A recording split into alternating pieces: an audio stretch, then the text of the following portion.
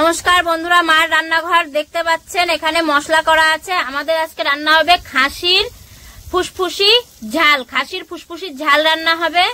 এই দেখুন, এখানে মশলা আছে আদা, রসুন, জিরে, গরম মশলা, পেঁয়াজ বাটা, শুকনো লঙ্কা, কাঁচা লঙ্কা বাটা। আর এখানে এই হচ্ছে ফুসফুসি, খাসির ফুসফুসি ঝাল। দেখতে পাচ্ছেন বন্ধুরা, এই হচ্ছে খাসির ফুসফুসি। দেখতে থাকুন কিভাবে খাসির ফুসফুসির ঝাল রান্না হয়। কড়াইতে তেল দিয়ে নিচ্ছে। আজকে রান্না হবে খাসির ফুসফুসি। খাসির ফুসফুসির ঝাল হবে। দেখুন কিভাবে করতে থাকে। তেলের মধ্যে তেজপাতা দিয়েছে, শুকনো লঙ্কা দিয়েছে, পেঁয়াজ কুচি দিয়ে দিচ্ছে তেলের উপরে।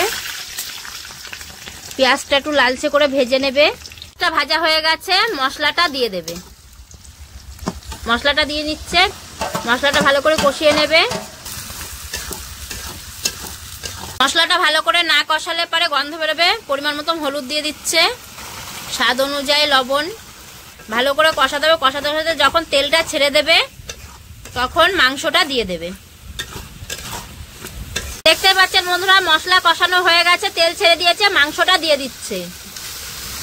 খাসির ফুসফুসিটা 15 মিনিট কষিয়ে নেবে। আর 2 মিনিট পর পর নাড়া দিতে হবে, না হলে পারে নিচে ধরে লাগবে। আর ধরে লাগলে পর পুরা গন্ধ বেরোবে, যে কারণে খেতে ভালো লাগবে না। মাংসটা কষাচ্ছে। 15 মিনিট পরে ফিরে আসছি। 15 মিনিট পরে ফিরে এসছি। দেখতেই পাচ্ছেন বন্ধুরা, ঝাল হবে, কষানো হয়ে গেছে। পরিমাণ মতন জল দিয়ে দেবে। পরিমাণ মতন জল দিয়ে দিচ্ছে। 15 মিনিট পরে আবার ফিরে আসছি। ফুসফুসির ঝাল হয়ে গেছে, নামিয়ে নেব। দেখতেই পাচ্ছেন বন্ধুরা, ফুসফুসির ঝাল রেডি।